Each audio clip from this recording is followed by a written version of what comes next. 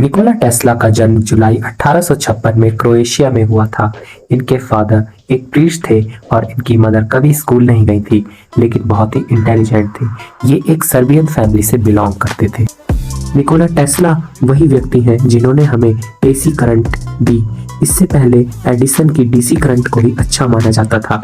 Nikola Tesla ने 700 से भी ज्यादा इन्वेंशन किए हैं, जिनमें टेस्ला कॉइल बहुत ही फेमस है। इससे हम हाई वोल्टेज की एसी इलेक्ट्रिसिटी को प्रोड्यूस कर सकते थे।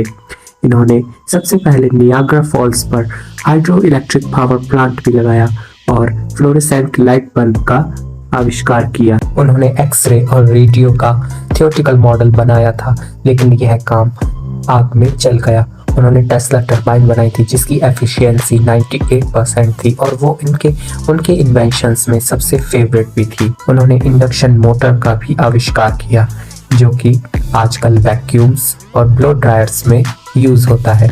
उन्होंने एक रेडियो कंट्रोल बोट भी बनाई थी जिसे बिना इंसानों के भी चलाया जा सकता था। टेस्ला इतने इंटेलिजेंट थे कि वो 8 लैंग्वेज बोल सकते थे। उन्होंने स्मार्टफोन का प्रेडिक्शन 1926 में ही कर दिया था। जॉन कैनेडी को उन्होंने एक इंटरव्यू में बताया था कि जब वायरलेस पूरी धरती पर ठीक तरह से अप्लाई हो जाएगा तो पूरी अर्थ एक ह्यूज ब्रेन में बदल जाएगी और हम एक दूसरे से तुरंत कम्युनिकेट कर पाएंगे, चाहे डिस्टेंस कितनी भी ज्यादा क्यों ना हो। हम एक दूसरे को सुन पाएंगे और देख पाएंगे, और वो भी फेस टू फेस। और वह इंस्ट्रूमेंट इतना छोटा होगा कि उसको हम अपनी जेब में भी रख सकते हैं, और यह बात आज सच हो चुकी है। उन्होंने डेथ रे के कुछ स्केचेस भी बनाए थे जो फ्यूचर के वॉर्स को रोक सकती है, पर एफबीआई ने उनके सारे डॉक्यूमेंट्स को सीज कर लिया। जिस रात टेस्ला का जन्म हो रहा था वो एक तूफानी रात थी और बिजली चमक रही थी। दाई माँ अपने हाथों को घबराहट से रगड़ रही थी। उसने कहा, बिजली का चमकना शुभ संकेत नहीं है, बच्चा अशुभ होगा। लेकिन टेस्ला की माँ ने कहा, नहीं, बिजली का बच्चा हो। जब निकोला 5 साल के थे तो उनके बड़े भाई घोड़े से गिरकर मर गए थे, जो पूरी फैमिली के लिए एक बहुत ही दुख का विषय था। उन्हें निकोला से ज्यादा अपने बड़े बेटे पर यकीन था।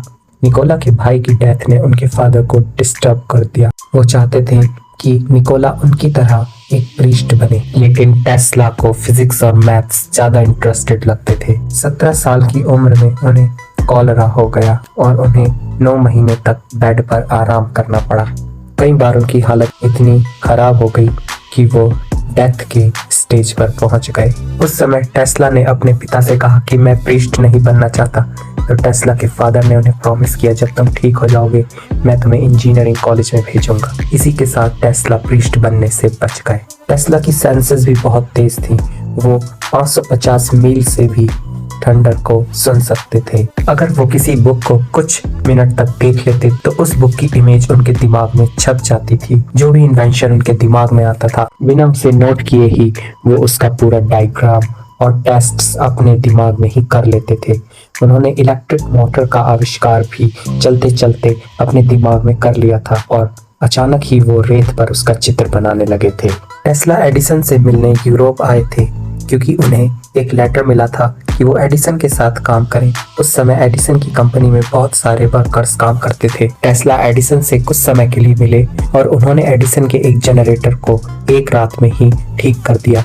तब एडिसन को पता चला टेस्ला कितने दिमागदार हैं। लेकिन टेस्ला ने एडिसन के साथ केवल 6 महीने ही काम किया, क्योंकि एडिसन ने उनको लगभग $50,000, जो आज के समय लगभग $1,20,00,000 के बराबर है, देने के लिए कहा था। लेकिन उसके लिए टेस्ला को 24 तरह की मशीनें बनानी थी। टेस्ला ने नॉन स्टॉप वर्क किया, लेकिन एडिसन ने बाद में इसे एक जोक बताकर उन्हें कुछ भी नहीं दिया। इसीलिए टेस्ला ने उनकी कंपनी को छोड़ दिया। टेस्ला ने एक बार भूकंप लाने का ऑक्सीलेटर बनाया था। इस ऑक्सीलेटर से उन्होंने मैनहट्टन की बिल्डिंग को हिला दिया था और आसपास की बिल्डिंग भी हिलने लगी थी। वो बिल्डिंग्स गिरने ही वाली थी। इससे पहले टेस्ला ने उस मशीन को ऑफ कर दिया। टेस्ला केवल 2 घंटे ही सोते थे। वो कहते थे 2 घंटे की नींद मेरे लिए काफी है। इसके बावजूद भी वो 87 इयर्स तक जिंदा रहे। उन्हें 3 नंबर से बहुत ही प्यार था और वो उन नंबर से भी बहुत लगाव रखते थे जो कि 3 से विभाजित हो जाते हैं। वो अपने साथ 18 रुमाल रखते थे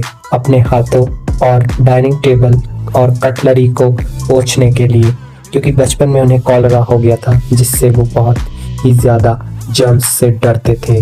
जब भी वो खाना खाते थे तो वो अपने खाने का वॉल्यूम कैलकुलेट करते थे, क्योंकि इसके बिना उनको खाने में मजा नहीं आता था।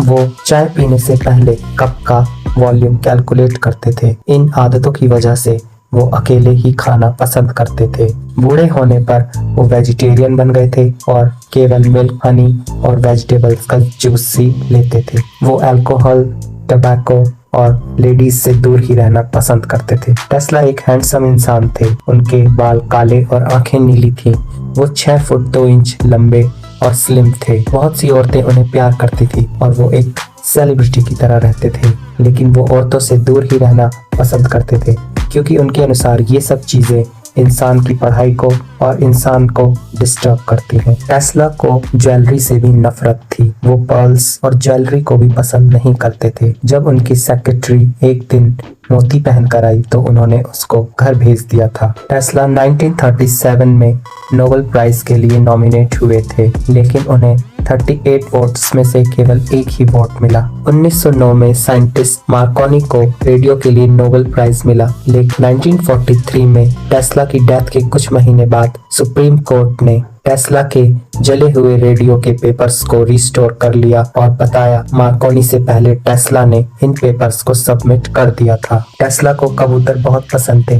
वो उन्हें अक्सर खाना खिलाने जाते थे। उन्हें एक कबूतर से बहुत प्यार था। जब वो बीमार हो गया तो उन्होंने अपने कबूतर पे लगभग $2000 का खर्चा किया। जब वो बूढ़े हो गए तो उनके पास रुपयों की बहुत कमी हो गई। उनके पास रहने के लिए घर भी नहीं था, इसलिए वो जगह जगह भटकते रहते थे। वो कई होटल्स में रहे, लेकिन उनके बिल ना चुका पाने के कारण होटल मालिकों ने उन्हें अपने होटल से निकाल दिया। अंत में एक कंपनी वॉशिंगटन हाउस, जहां उन्होंने पहले काम किया था, उनको $125 मंथली देने लगी। इसमें भी कंपनी ने यह सोचा कि अगर उनकी कंपनी में काम किया हुआ एक साइंटिस्ट ऐसे गरीबी में जिएगा तो उनकी रेपुटेशन पर बहुत बुरा प्रभाव पड़ेगा, और उन्होंने $125 उनको तब तक दिए जब तक टेस्ला जिंदा रहे। 86 की एज में वो अकेले ही दुनिया से चले गए। जब वो मरे उनके गेट पर एक साइन लगा था, डू नॉट डिस्टर्ब। इस वजह से उन्हें मृत्यु के 2 दिन बाद खोजा गया। टेस्ला एक मिस्टीरियस मैन थे। अगर वो जिंदा रहते तो उनके बहुत से आविष्कार